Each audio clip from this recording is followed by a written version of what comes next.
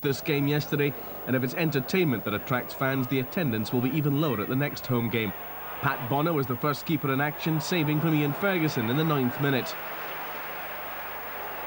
St Johnstone clearly set out to frustrate Celtic, and the home team were lacking in inspiration. The Saints worked their game plan well, looking the more dangerous side when they hit in the break, and they certainly created more first-half chances. But it was a frustrating afternoon for everyone in the 16,751 crowd at Parkhead.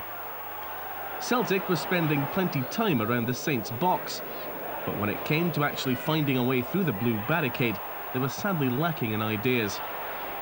Their first attempt on goal came from Tom Boyd in the 37th minute, but it was off target.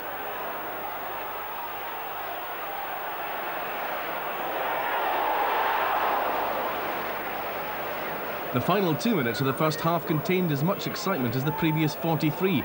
John Collins at least forcing Andy Rhodes into action, and the keeper having to look sharp with Gary Gillespie ready to take advantage of any slip.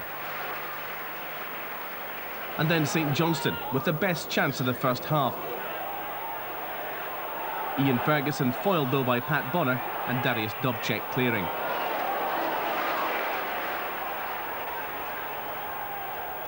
The second half followed the same boring pattern until the 60th minute, when Peter Grant's free kick was met by Brian O'Neill and Paul Dees cleared off the line.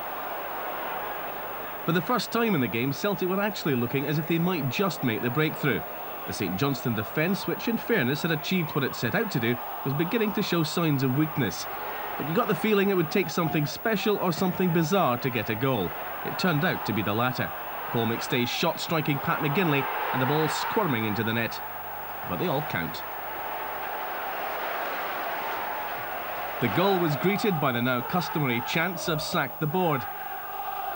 At least the fans at last had something to sing about. St Johnstone, now having to chase the game, found it difficult to adapt.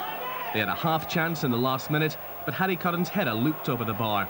2 points for Celtic, but the stay-away fans the real winners. How would you have rated Celtic's performance today? It was well below par. You can tell by the fan shouts and that. And they're here to be entertained, and it's up to Celtic Football Club and the players on the park to entertain them. The last 2 games, I said before, we've not played that well. Hopefully we just get a touch back and start going